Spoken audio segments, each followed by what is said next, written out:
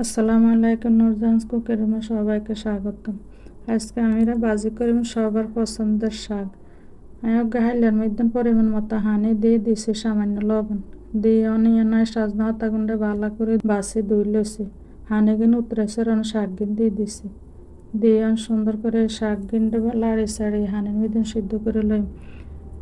হানি গিন যদি উতরে শাক গিন দিই তাইলে শাকের কালার সুন্দর থাকবে, কালার নষ্ট হইতো না।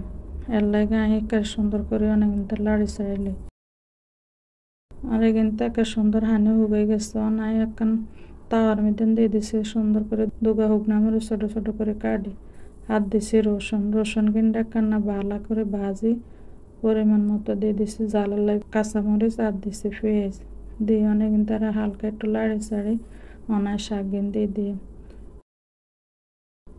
ভালো করে এগুলোর লগে মিশিয়ে নিন।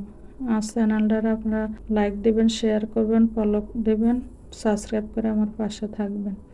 এখন সুন্দর করে তারা ভালো করে ভাজি নিন। বেশি সিদ্ধ হইলে কিংবা তেলের মধ্যে বেশি ভাজলে শাক ভালো লাগে না খাইতে। এই যে শাকগুলো সুন্দর করে ভাজা হয়ে গেছে, দেখেন কি সুন্দর হয়েছে, দেখতে যেমন সুন্দর খাইতে তেমন সুন্দর লাগছে।